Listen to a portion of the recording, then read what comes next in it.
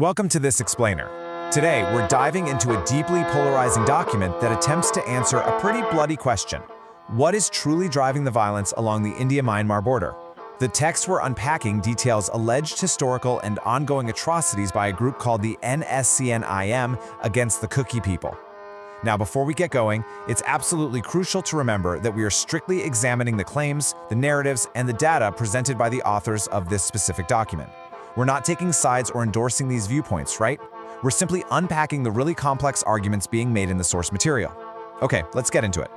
The source text we're analyzing today kicks off with this massive, urgent question, and it frames the conflict not just as some recent political clash or a spontaneous eruption of violence, but as a systematic, decades-long campaign. The authors really want you to understand that to make sense of what's happening right now, today, you literally have to look back at deeply rooted historical grievances and the specific actors they claim are pulling the strings. To navigate all these claims, we're going to break the document down into 5 logical steps. We'll look at the recent 2026 allegations, the broader systematic conflict, the 1993 Zupi massacre, the ancestral land claims, and finally wrap up with the author's direct demands to the world. Part 1. The 2026 violence allegations. The document doesn't start with ancient history. It drops us straight into the absolute urgency of the present day. The document alleges a rapid, devastating succession of village raids occurring over just a few weeks. We're talking about attacks on Karum, Loibochulan, Lawsan, Kultuk, and Faimo villages. The authors really emphasize that these weren't just random acts of violence. Instead, they allege this is a highly directed ethnic cleansing campaign orchestrated by the NSCN-IM and allied groups. And they build a super specific case here, citing exact dates, locations, and even pointing to leaked WhatsApp instructions from a group called GPRN NSCN-IM to argue that these attacks on Kuki villages were systematically ordered and coordinated from the very top. To really hit home the severity of these claims, the authors don't just rely on lists of destroyed villages. They explicitly name civilian victims to put a human face to the data. The text points to 2 young church leaders, Letmin Loon Haukep, a head deacon, and Lunmentong Haukep, a youth chairman, who they state were brutally targeted and killed right in their homes in Koltu village. They also highlight the absolutely horrific death of a 7-month pregnant woman in Loibochulan. By providing these specific, tragic details, the document tries to frame the violence as severe human rights violations, not just standard military combat. But these recent attacks, the authors claim, are not isolated incidents at all. Part 2. Decades of systematic conflict. The text argues this is actually the continuation of a violent campaign starting all the way back in the 1990s. Over 900. The authors anchor their historical claims with this staggering figure. That number represents the Kuki civilians they allege were killed under NSCN-MIM leader Thaw Muiva's direct and indirect orders during a highly volatile 5-year window between 1992 and 1997.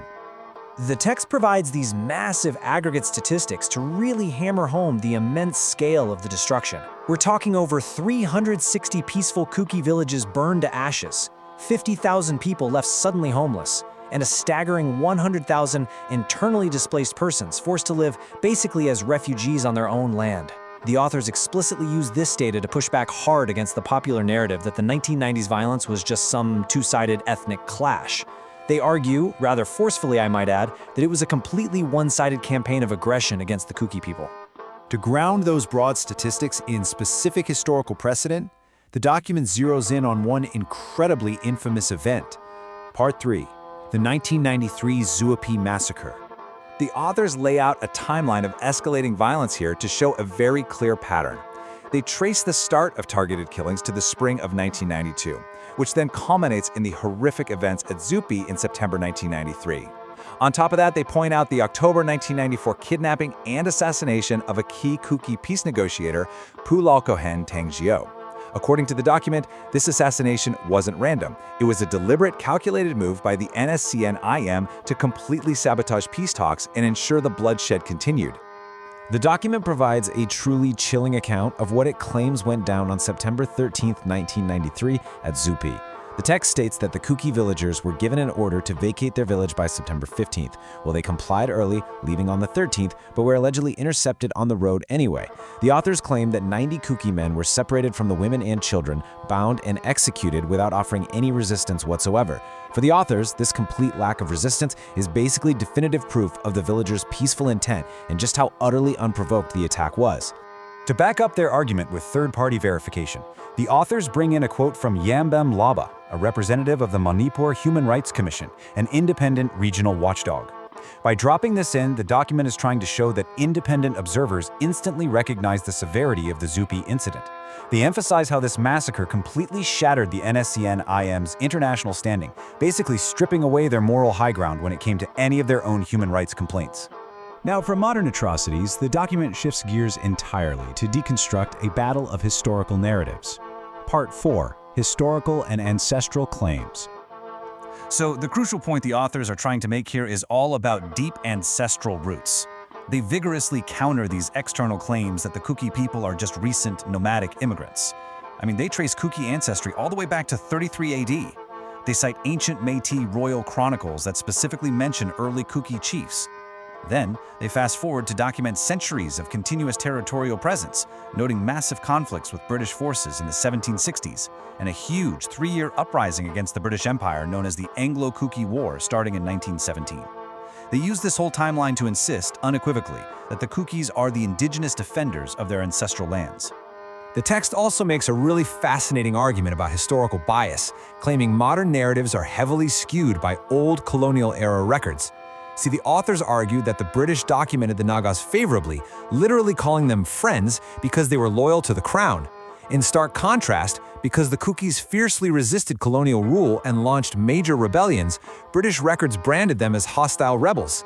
The document warns against taking these inherently biased colonial records at face value, arguing they shouldn't be used to delegitimize the Kuki people's historical claims today.